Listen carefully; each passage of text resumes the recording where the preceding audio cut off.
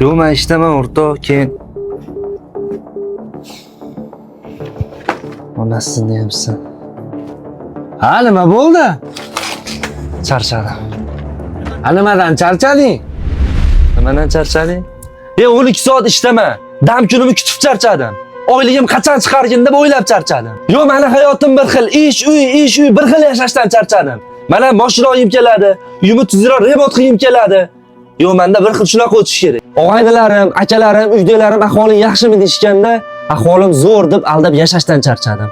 Tushunyapsizmi? Mana o'rtoqlarim dachaga ketishdi, men yerda ishlashim kerak, men suvlar taxlashim kerak, men suvlarni. Qachongacha odamlarga havas qilib yashayman, aka? Anu Sanjar ham borar ekanmi, o'rtog'ing boru? Ha, borsa kerak. Ishini zo'r qilib oldi. Oyligi ham 20-25 million. Da, mana maza qilib yashayapti. Havas qilaman o'sha bolaga, aka.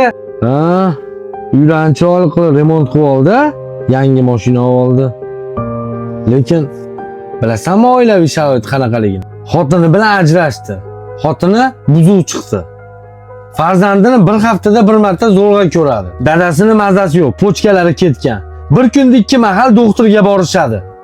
Shuncha ishni ko'rgandan keyin onasini ham mazasi qochadigan bo'lib qolgan. Lekin undan ham yaxshimisan deb so'rasang, hammasi zo'r deb aldaydi. Lekin sen aldamayapsan. Senda hammasi zo'r. Uyga borsang, ota-onang yoningda, ayoling, farzandlaring, oilang, ro'zg'oring but. Muhimi hammalari sog'lom. Sen bo'lsa gapirayotgan gapingni qara.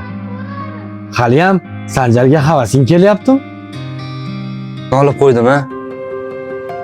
O'zingga kelib olgan bo'lsa, ish qil. Suvlar tashilganda, aka. O'zimga.